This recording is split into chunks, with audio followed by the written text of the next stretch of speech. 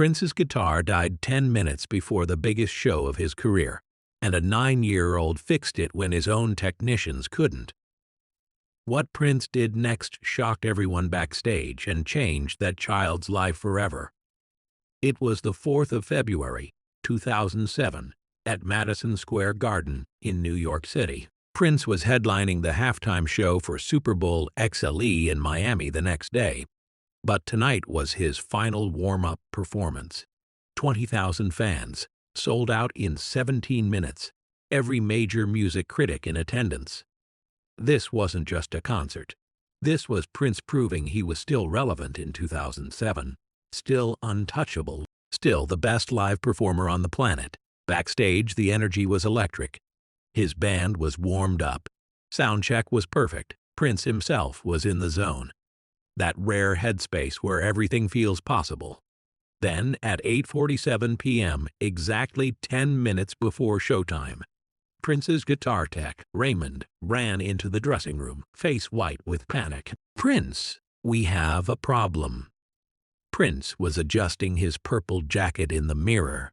What kind of problem? The cloud. Prince's hands stopped moving. The cloud, his most iconic guitar. The white cymbal-shaped instrument that had become as synonymous with Prince as his name.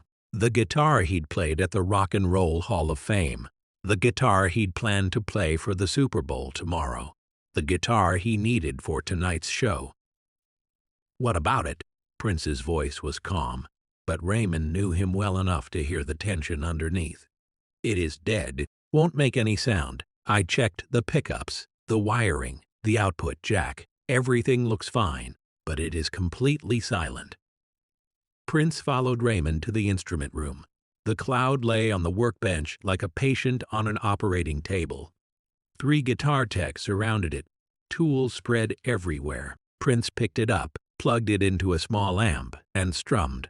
Nothing, complete silence. How is this possible? Prince's voice was quiet, dangerous quiet. "I don't know," Raymond admitted. "We've checked everything. It is like the signal just dies somewhere inside the body." Prince looked at the clock. 8:49 p.m., 11 minutes. The room exploded into action. 4 guitar techs working simultaneously. Tools flying. Wires being tested. Pickups being swapped out from backup guitars. "Try the spare," Prince said. "We are, but the spare doesn't have the same setup. Different pickups, different tone, you'll notice." Prince would notice, of course he would. The cloud wasn't just a guitar, it was an extension of him. He knew every quirk, every sweet spot, every way the instrument responded to his touch. A stage manager appeared in the doorway. "Prince, 5 minutes. We need you for mic check. Tell them to wait." The crowd's getting. Tell them to wait. The stage manager disappeared. Prince stood watching his techs work. His mind was racing through options. Cancel the show. Unthinkable. Play with the spare guitar and compromise the sound. Unacceptable. Delay the show while they figured it out. That would mean admitting something was wrong. Prince didn't admit things were wrong. 4 minutes, someone said. Raymond was sweating now. "Prince, I don't know what else to try. The electronics should be working, but something's blocking the signal." "Then find out what. We've checked everything, then check again." The techs went back to work, but Prince could see it in their faces. They were out of ideas. 4 of the best guitar technicians in the business, and none of them could figure out what was wrong. 3 minutes. Prince closed his eyes. He could walk out there with the spare. The fans wouldn't know, the critics might not even notice, but he would know. And somehow that felt like surrender. He opened his eyes. That is when he saw the boy. Standing in the doorway, partially hidden behind a mop bucket, was a small black kid, maybe 9 years old, wearing a janitor's uniform that was several sizes too big. He was watching the chaos with wide, intelligent eyes. "Who is that?"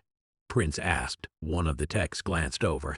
"Oh, that is Miguel's kid. Miguel's the night janitor. Sometimes his son tags along. What is his name?" Danny, I think." Prince walked over to the boy. Up close he could see the kid was holding something. A small multi-tool, the kind that folds into a pocket. Danny, right? The boy nodded shy. You work with your dad? Sometimes, when I don't have school the next day. You like music? Danny's face lit up. I love music, especially guitar. I watch YouTube videos about how guitars work, how the pickups create magnetic fields that convert string vibrations into electrical signals, how the tone controls adjust the frequency response by. Prince held up a hand, smiling despite the situation. You know a lot about guitars. I like learning how things work. 2 minutes. Someone called out the time like a countdown to execution. Prince made a decision that surprised everyone in the room, including himself. Danny, come here. Look at this guitar. Tell me what you see. The techs exchanged glances. Raymond started to protest. Prince, we don't have time not to. Prince's voice was firm.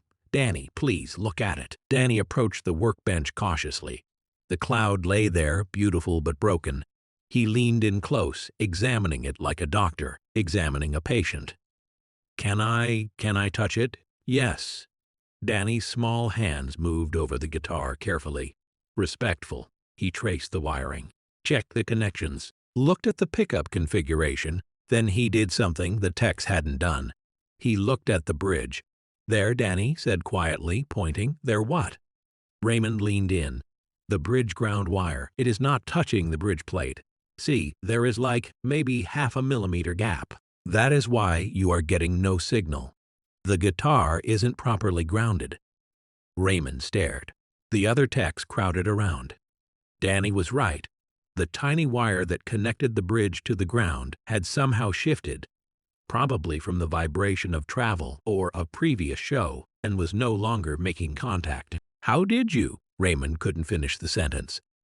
I saw a YouTube video about grounding problems last week, Danny said simply. This looked the same. 1 minute. Can you fix it? Prince asked. Danny looked up at Prince, then at the 4 professional techs, then back at the guitar. I think so, but I need a soldering iron.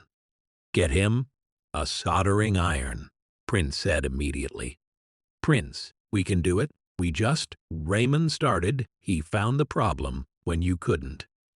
Let him fix it. Raymond handed Danny a soldering iron. The techs backed up, giving the 9-year-old space to work. Danny's hands were steady, focused. He heated the connection point on the bridge plate, repositioned the ground wire, and applied just enough solder to make a solid connection.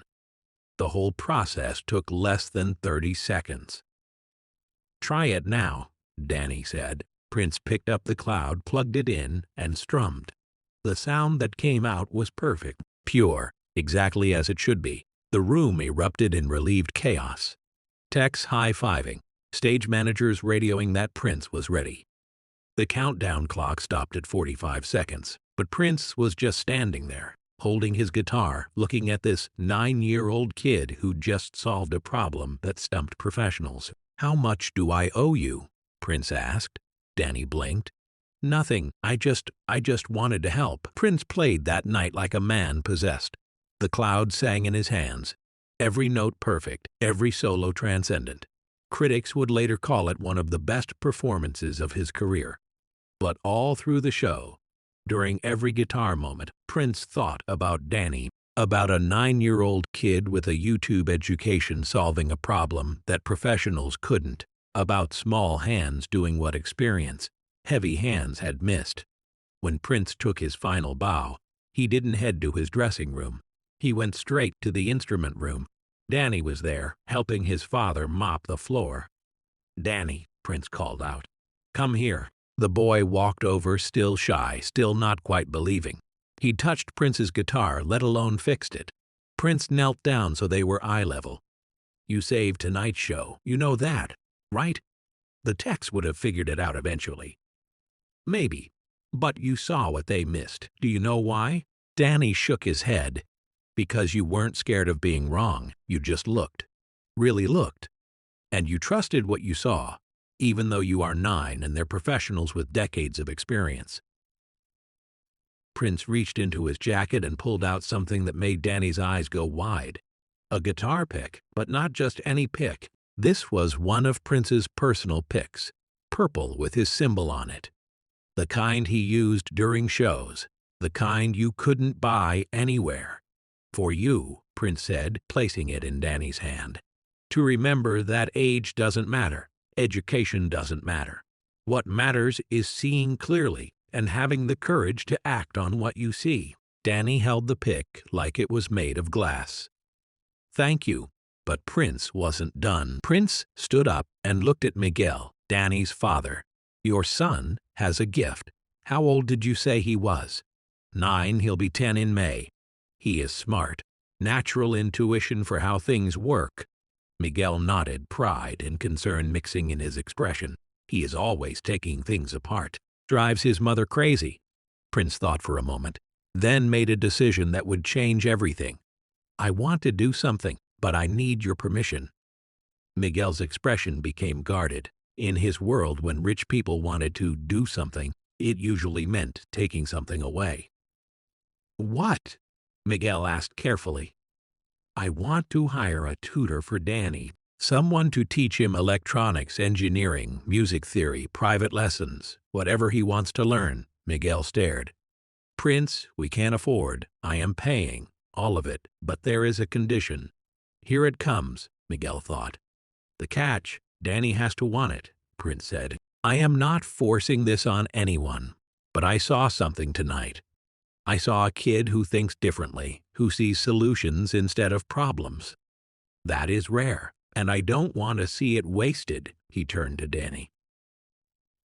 What do you think? Want to learn how things really work? Guitars, keyboards, sound systems, everything. Danny looked at his father, then back at Prince, then at the purple pick in his hand.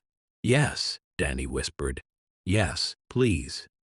Have you ever been dismissed because of your age, your experience, your background? Danny was 9 years old, holding a mop bucket watching professionals fail. He could have stayed silent, but he spoke up. He trusted what he saw. And that changed everything. When was the last time you spoke up, even though everyone else had more experience than you? Over the next 3 months, Danny's life transformed. Prince connected him with Ben Harper, a master guitar technician who'd worked with everyone from Hendrix's estate to modern guitar virtuosos.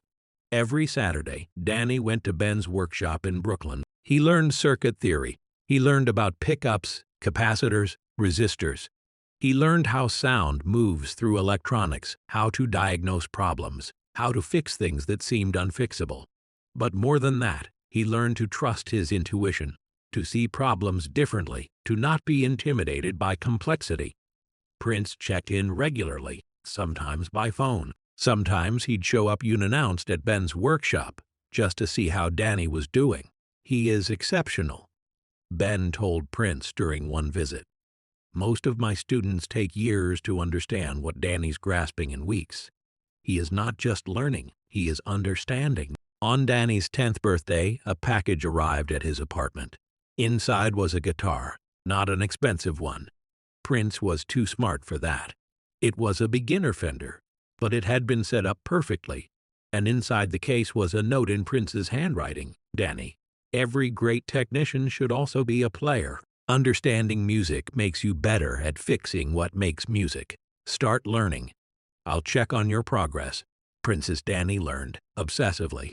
His father said it was like watching someone discover their purpose. The next day, the 4th of February, 2007, Prince played the Super Bowl halftime show in Miami. 90 million people watching, rain pouring down, and the cloud, fixed by a 9-year-old the night before, sang perfectly through every note of Purple Rain.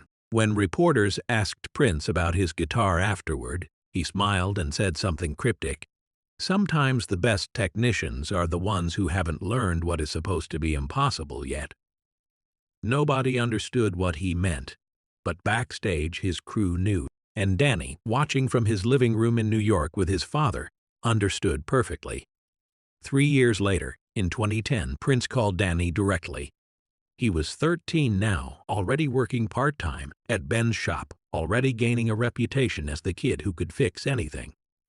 Danny, I need you in Minneapolis. Paisley Park. this weekend. Can you come? What for? I want you to meet my full tech team, and I want to offer you something. That weekend, Danny walked into Paisley Park for the first time. Prince gave him a tour. The studios, the rehearsal spaces, the massive collection of instruments. Then he took Danny to a room most people never saw, the archive. Every guitar I've ever played is in here, Prince said. Some broken, some just need maintenance. I want you to restore them. Working with Ben, taking your time, doing it right. Danny stared at the dozens of instruments. That would take years, I know. That is why I am offering you a job, part-time while you finish school. Full-time after if you want. You'd be the youngest person on my technical team. But Danny, Prince looked at him seriously. I am not offering this because I feel sorry for you. I am offering this because you are gifted, and gifts like yours shouldn't be wasted. Danny took the job. Over the next 6 years, Danny became legendary among Prince's crew. By 16, he was handling complex electrical issues that stumped senior techs. By 18, he was designing custom modifications for Prince's guitars. But the relationship was more than professional. Prince became a mentor in the truest sense, teaching Danny not just about music and technology, but about seeing the world differently. Most people look at problems and see obstacles, Prince told him once. You look at problems and see puzzles. That is a gift. Don't let anyone take that from you. When Prince died in April 2016, Danny was 25. He'd spent more than a third of his life learning from the man who'd believed in him when he was just a kid with a mop bucket. At Prince's funeral, Danny didn't speak publicly.